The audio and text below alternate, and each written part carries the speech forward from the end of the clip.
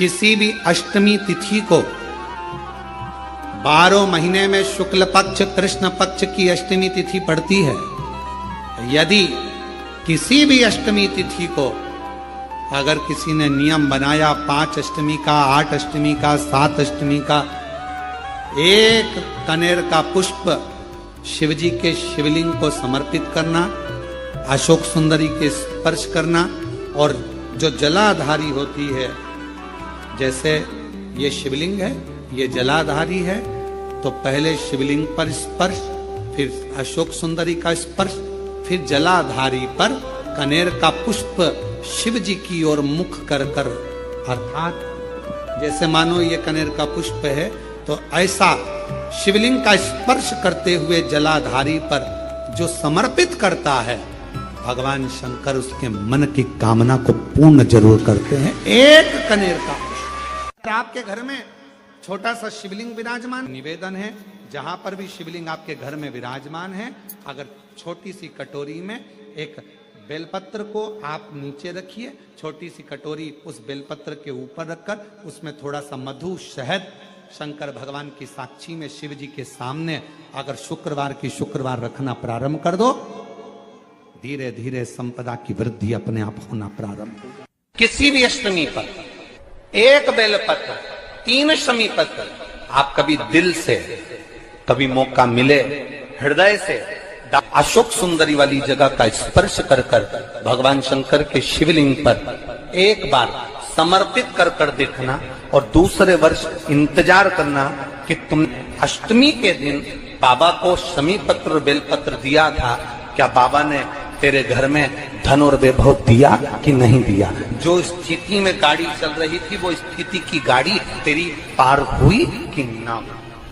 आपके जीवन में ऐसा लगने लगे कि हाँ बहुत कष्ट है, कर्जा भी बढ़ गया, तकलीफें भी बढ़ गई, बहुत दुख भी बढ़ रहा है, कहीं परिवार सही नहीं चल रहा है, तो प्रयास करते रहा करो। हफ्ते में एक बार एक चावल का दाना जल के पात्र में डाल लिया, एक काली मिर्च जल के पात्र में डाल ली, और उस जल को ले गए, थोड़ा सा चंदन का छींटा डाल दिया, ले जाकर शिव जी को समर्पित कर दिया। शंकर को जल चढ़ाने के लिए 5 स्थान हैं जहां शिव को जल चढ़ाया जाता है, और शंकर उस जल को स्वीकार करते हैं, जिसको पंचगंगा कहा गया। 5 स्थान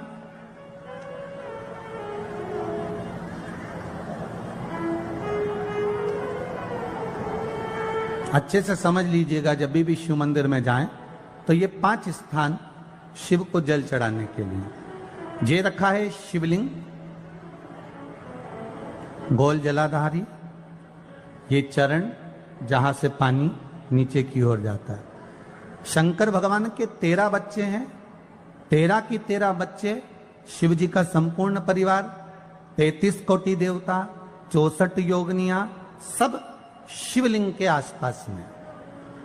आप शंकर जी के मंदिर में जाकर ये कभी ना विचार करना कि पार्वती जी को ढूंढना पड़ेगा, या गणेश जी को ढूंढना पड़ेगा, या कार्तिकेय जी को ढूंढना पड़ेगा, या भैरव को ढूंढना पड़ेगा। हमें शंकर के मंदिर में जाकर किसी देवता को ढूंढने की जरूरत नहीं है। जहां शंकर भगवान का शिवलिंग रखा हुआ है वो माता जी का हस्तकमल है, माता पार्वती जी का स्थान है। जहां शिवलिंग रखा है वो शंकर भगवान है।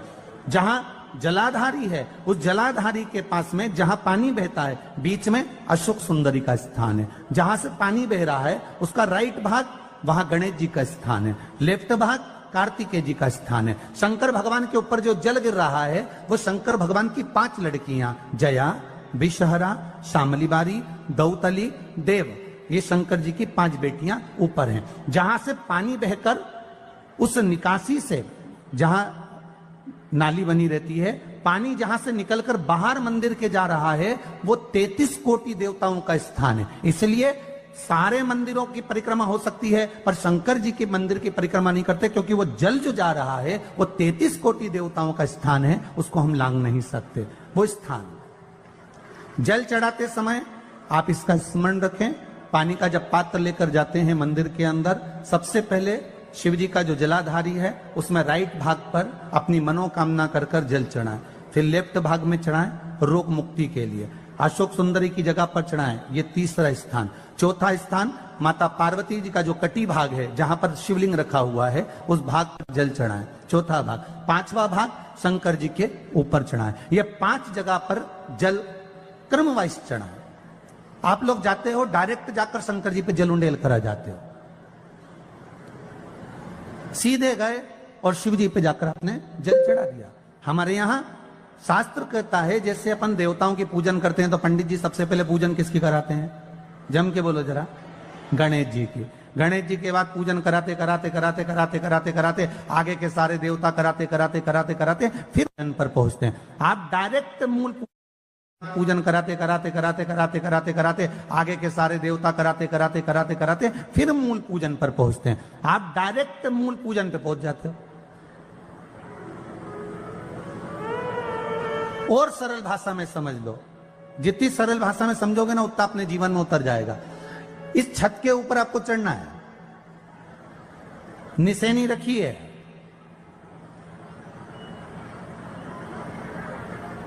पाए लगे हुए हैं, आप कैसे चढ़ोगे? एक एक पाए पर पांव रखकर चढ़ोगे कि डायरेक्ट पहला पे रखोगे आखिरी पर? जम के बोलिए जरा, एक एक पाए पर पांव रखोगे ना कि धीरे धीरे हमको चढ़ना है।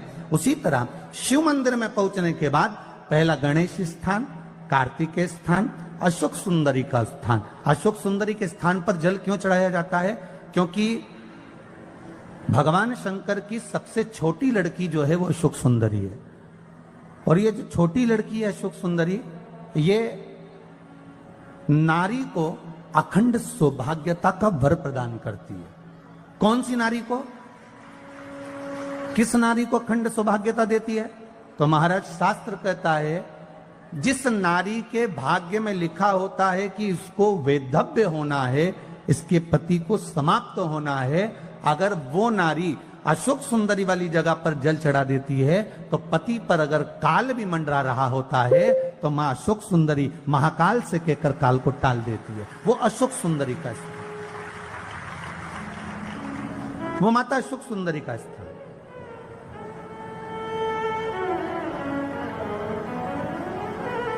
जल चढ़ाने का एक नियम है। यहां जल चढ़ाया, फिर कार्तिकेय बाबा को चढ़ाया, फिर अशोक सुंदरी को चढ़ाया, फिर कटी भाग पर। ये कटी भाग बड़ा विशेष भाग है महाराज, बहुत बहुत ध्यान दीजिएगा। जिस पति और पत्नी में विवाद होकर अदालत तक बात पहुंच गई हो और तलाक तक की नौबत आ रही हो, महाराज उनको जोड़ने के लिए ये कटी भाग मूल होता है। कौन सा कटी भाग? जहां पर शिवलिंग रखा है, जहां शिवलिंग रखा है ये कटी भाग मूल होता है। कहते हैं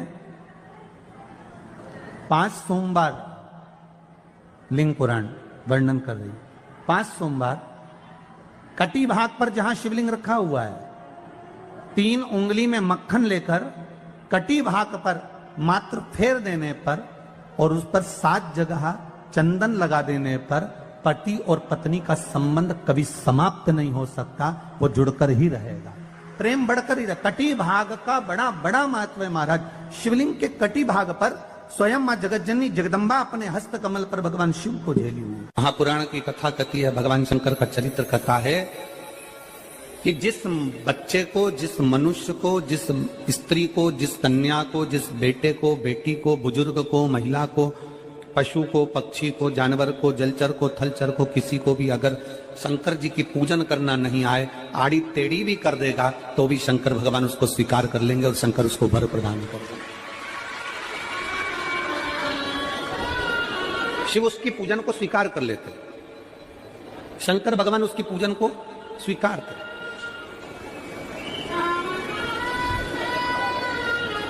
कोई दुनिया में आकर तुमसे कह देना कि मैं इतना विद्वान हूं कि मैं भगवान की पूजन सबसे अच्छी करता हूं। अगर कोई तुमसे आकर कह दे कि मैं सबसे ज्यादा विद्वान हूं, शंकर जी का अभिषेक मैं बहुत अच्छे से करता हूं। कोई तुमसे आकर कह दे कि मेरी पूजन में कोई कमी नहीं रहती, मैं इतनी अच्छी पूजन करता हूं। कोई विद्वान से विद्वान व्यक्ति भी आकर तुमसे कह दे कि मैं शंकर जी का अभिषेक इतना विद्वत्ता में कराता हूं कि मैं शंकर जी की आराधना सबसे श्रेष्ठ कर सकता हूं, तो मान लेना कि शिव मिल नहीं सकते। शंकर नहीं मिल सकते। शिव जी की पूजन वही स्वीकार है जिस पूजन में थोड़ी सी कमी रह जाए। पूजा की थाली लगाकर पशुपति व्रत करने के लिए तुम मंदिर में गए, पूजा की थाली लगाकर तुम शंकर जी के मंदिर में पूजन करने के लिए गए, 16 सोमवार की पूजन कर रहे थे, संकट सोमवार की पूजन कर रहे थे, सोमवार का पूजन कर रहे थे, प्रदोष का पूजन कर रहे थे, सोमवार की अष्टमी का पूजन कर रहे थे, शिवरात्रि का पूजन कर रहे थे, सावन महीने का पूजन कर रहे थे। पूजन की थाली में सारा सामान जमा लिया तो भी मंदिर में जाकर कोई सामान याद आए तो समझ लेना कि तुम्हारी पूजन भगवान शंकर ने स्वीकार कर लिया। और मुझे विश्वास है मेरी जीजियों पर, मुझे विश्वास है मेरी बेटियों पर, मुझे विश्वास है मेरे बेटाओं पर और मेरे जीजाओं पर। मेरी जीजियों ने, मेरे जीजाओं ने, मेरी बेटियों ने कभी तो मंदिर में पूजन करी होगी। बोलो करी कि नहीं करी किसी मंदिर में जाकर पूजन? जम के बोलो जरा, करी है ना? और आपकी पूजन की थाली में, आपके पूजन की थाली में कुछ ना कुछ कमी तो रही होगी ना।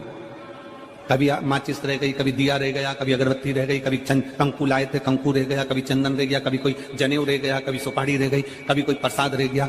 फिर याद आया मैं तो ये घर छोड़कर आ गई, मेरे घर पे रह गया, अब क्या करूं? शंकर जी की कथा कहती है कि शिव उपासना में अगर तुम्हारी थोड़ी सी कमी रह जाए, समझ लेना कि शंकर जी ने तुम्हारी उपासना को स्वीकार कर लिया। और यह केवल तुमसे ही मतलब नहीं है,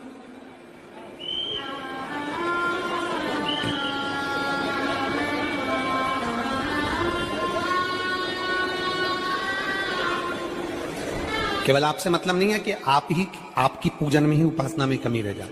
ये शंकर भगवान का वर है, ये शिव जी का वर है। किसको?